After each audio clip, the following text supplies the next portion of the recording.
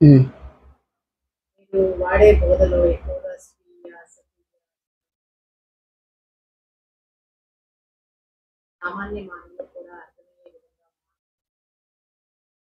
బోధనను బోధించడం వల్ల మాకు కూడా ఉపయోగమే కదా. బోధన తెలియజేయండి.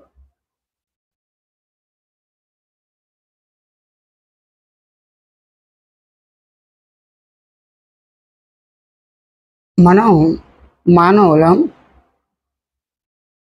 పుట్టిన లగాయత్తు చనిపోయేదాకా అంటే దేహ పర్యంతము ఒక దేహంతో అనుభవం ఉన్న వ్యక్తి ఇంకో దేహంతో ఉన్న అనుభవం ఉన్న వ్యక్తితో పరస్పరం సంభాషణ చేయడం సహజమే. చేసేటప్పుడు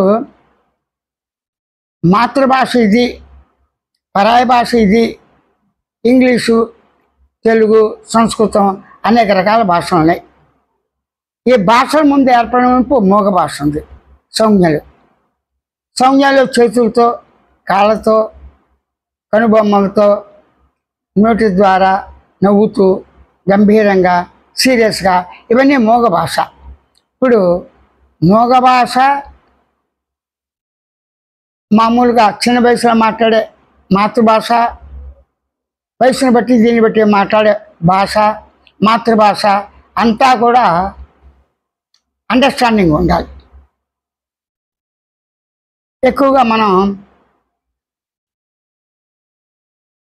మాతృభాష ఏది, మాతృభాష అంటే కన్న తల్లి భాష ఏంటి, తల్లి గర్భంలో చూసిన భాష అమ్మ అనే పదం, లేదా తాత, మామయ్య, ముఖ్యంగా అమ్మ, నాన్న, తాతయ్య, అక్కయ్య, చెల్లాయి, ఈ భాష.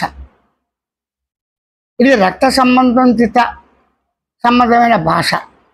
ఇది అందరికీ తెలిసిన విషయమే. ఈ భాష మాతృభాష అంటారా, అండర్స్టాండింగ్ అయ్యే భాష అంటారా?